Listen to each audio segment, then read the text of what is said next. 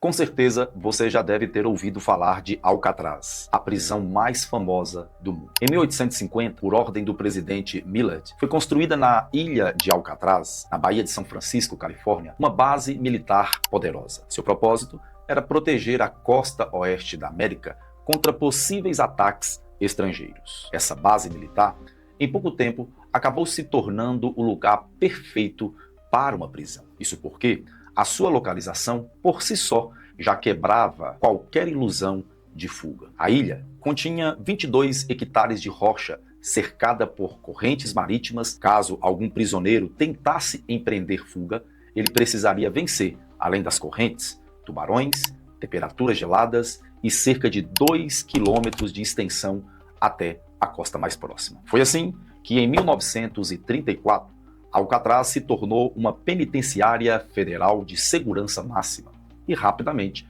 o destino dos piores bandidos da América. Nomes como Al Capone, George Kelly, Robert Strode e Alvin Karpin, o primeiro criminoso oficialmente designado como inimigo público número 1 pelo FBI, foram detidos entre essas paredes. Alcatraz era o queridinho do governo, uma prova viva de que o sistema de controle americano era absoluto e infalível. Mas, em 11 de junho de 1962, 3 prisioneiros, Frank Morris e os irmãos John e Clarence Anglins, decidiram reescrever essa história. Com uma audácia que beirava a loucura e uma engenhosidade que desafiava a própria arquitetura prisional, eles simplesmente desapareceram, deixando para trás apenas silêncio de suas celas vazias e o mistério que 6 décadas depois ainda assombra o governo americano. A pergunta que se fica é: quem eram esses 3 presos comuns que conseguiram enganar a prisão mais segura do mundo? Qual foi o segredo por trás da fuga que ninguém imaginou ser possível? E a pergunta mais intrigante: esses 3 fugitivos morreram naquela baía, como o FBI afirma, ou eles estão vivos em algum lugar do mundo? A resposta para essas perguntas você verá hoje, nesse vídeo, aqui no Ensaio Investigativo. Por isso, não se esqueça de deixar o seu like, de se inscrever no nosso canal.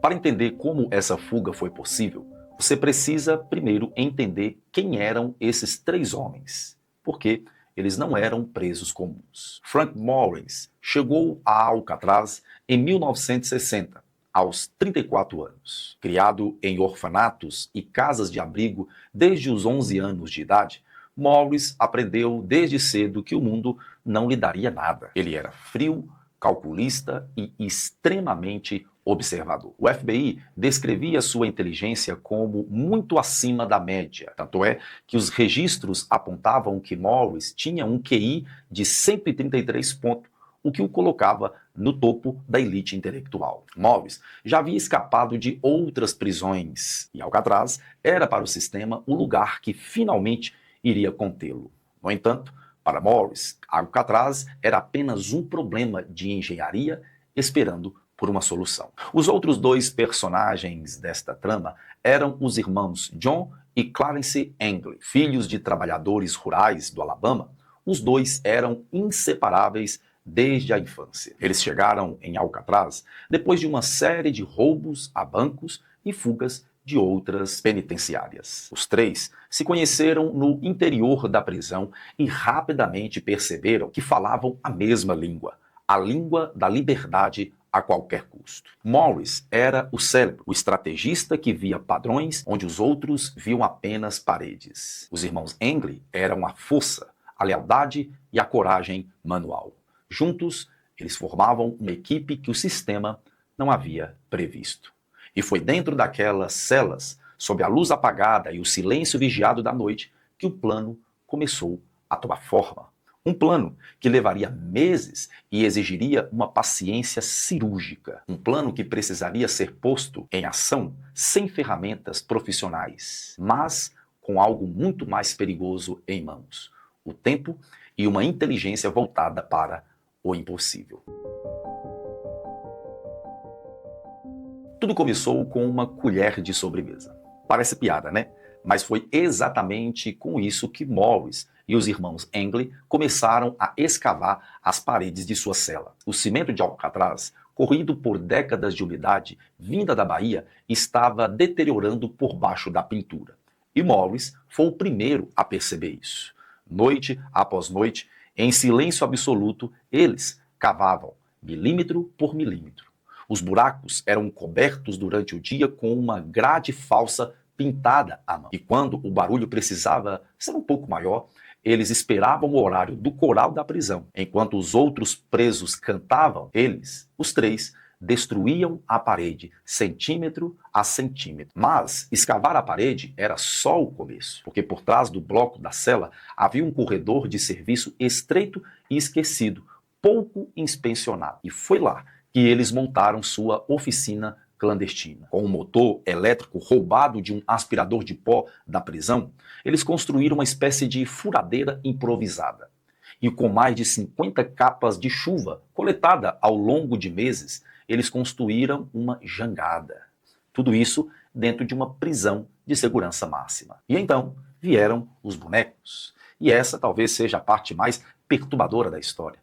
Para enganar a contagem noturna dos guardas, os três detentos construíram cabeças de papel machê, moldadas com sabão e cabelo humano, coletado durante meses na barbearia da prisão. Eles colocaram as cabeças nas camas, cobriram com os cobertores e então, quando os guardas passaram, olharam e não perceberam nada. Tamanha era o realismo daqueles bonecos. E foi então, na noite de 11 de junho de 1962, que tudo estava pronto e a fuga se deu início. E para isso, eles saíram pelas aberturas que levaram meses para escavar.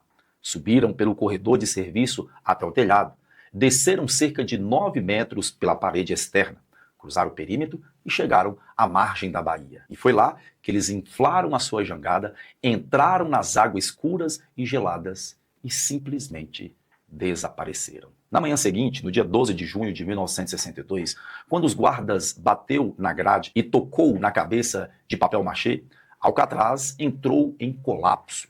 A maior operação de fuga da história da prisão foi imediatamente deflagrada.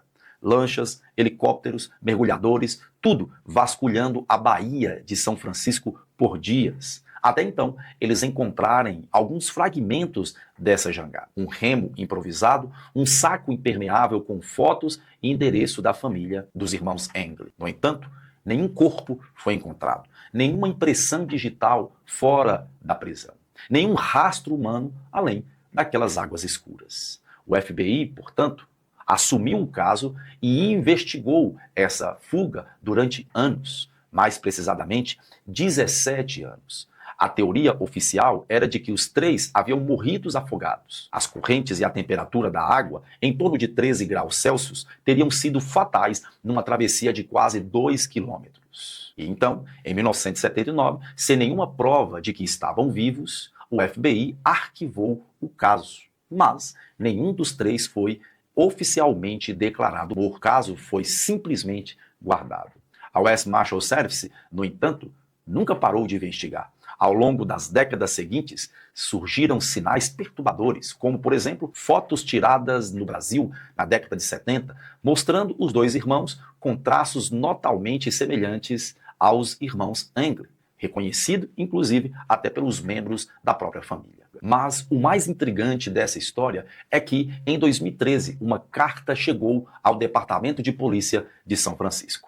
O remetente dizia ser John Angley. Na carta, o homem afirmava que os três haviam sobrevivido à travessia, que Morris havia morrido em 2008 e Clarence havia morrido em 2011 e que ele próprio estava vivo, doente e disposto a se entregar. Em troca, ele desejaria receber um tratamento médico e uma pena reduzida. A carta, então, foi submetida a análises grafológicas. Os peritos concluíram que havia chance real de ser autêntica. Mas o John Angley nunca apareceu. E até hoje, a US Marshal Service mantém o caso oficialmente aberto. Para encerrar o caso, eles precisariam de uma prova definitiva de morte. E essa prova nunca existiu. 3 homens, uma colher de sobremesa. e uma decisão mais radical que um ser humano pode tomar. Pense por um momento no que eles fizeram. Não no plano e nem na engenhosidade, mas na escolha.